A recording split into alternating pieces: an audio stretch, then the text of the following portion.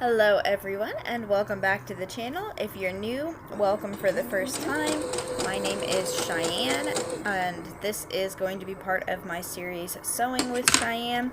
This is a quick, easy way to make ruffles on something if you do not have a ruffler foot. Everyone should have a fork. So as you can see here, I am folding over the edge of my piece that is going to be ruffled.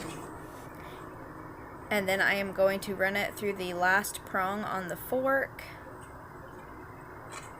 So here we go, the very end prong. And then you're just going to fold that fork over or roll it over. And I like to do mine with the fork upside down to begin with and then roll it to where it lays flat. And then you can use that fork to press down on that little ruffled part and run it into the presser foot. If you don't have a good grip on it, especially if you are using silky fabric like I am here with this chiffon, then sometimes your presser foot can push your fabric back flat again. The only thing I will tell you is be careful not to run the prongs of the fork directly under the needle. Try to keep it to where your needle will run between two of the prongs, because if your needle hits something metal, it will break. So now on this technique here, the beginning, I was ruffling, and as soon as that ruffle went under the presser foot, I was making another little ruffle, or a pleat, if you will. Now with this technique, I'm moving a little bit farther back, and I'm leaving some space in between each pleat.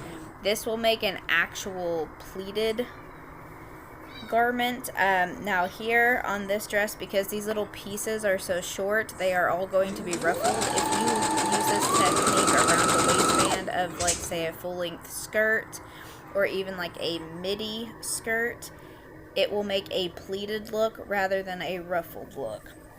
So you could use this technique to make pleats also if you didn't have like a gathering foot.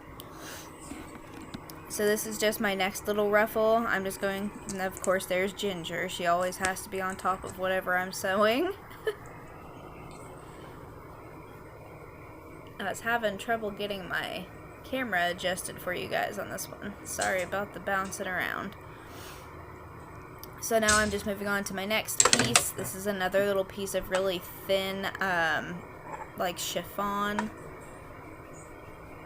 So folding over the edge so it doesn't unravel, and then just using my fork to kind of fold it over as if I were twirling spaghetti, only we're not going to twirl it, we're just going to neatly fold it over on itself.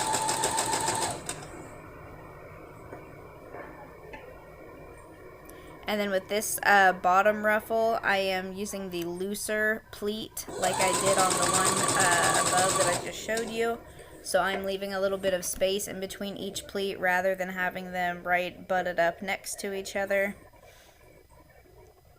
This will still give you the ruffled look, but if you're working on something like a round skirt like I'm using this on here, it will help your fabric stretch a little bit farther, so that you're not using quite as much, but you'll still get the same look from it.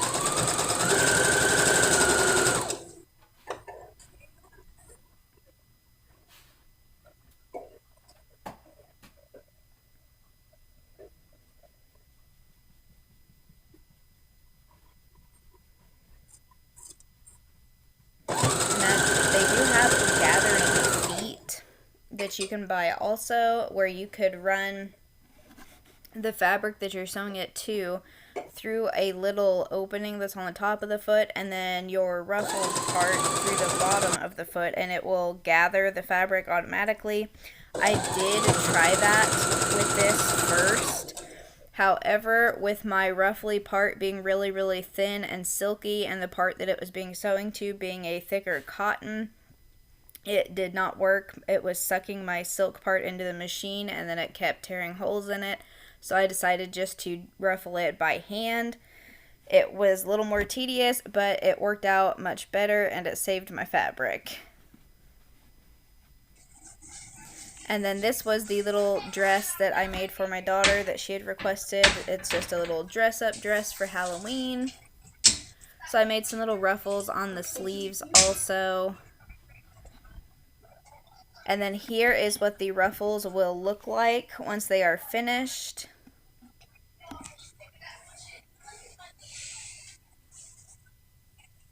So you can see the little pleats on the front where it looks like they are folded over, which creates your little ruffled effect. This is just what your bottom part looks like. And I have them all the way down. These bottom two here are the last two ruffles that I showed you that I did on my machine.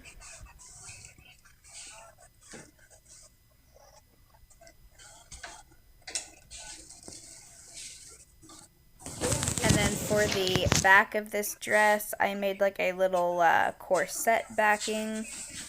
I'll do a video on how to make one of those if you guys are interested in that. It's another really easy project to add to something, especially if it's a dress that you're going to need to be adjustable.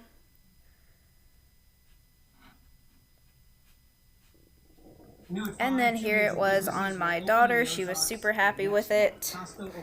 Okay, turn around. August 18th. So now she has a little witch is dress up dress to play around in. This was the front. And the beautiful ruffles go all the way around. And then her little witch's hat that she's wearing, I made that also. I'm planning on doing a video on how to make one of those on the sewing machine pretty soon, but that is what it looked like. So we made the ruffles on her dress to match the ribbon on the hat. And that is all for this video, just a quick easy tutorial. If you enjoyed it, please give us a thumbs up and subscribe to our channel and check out more of our content.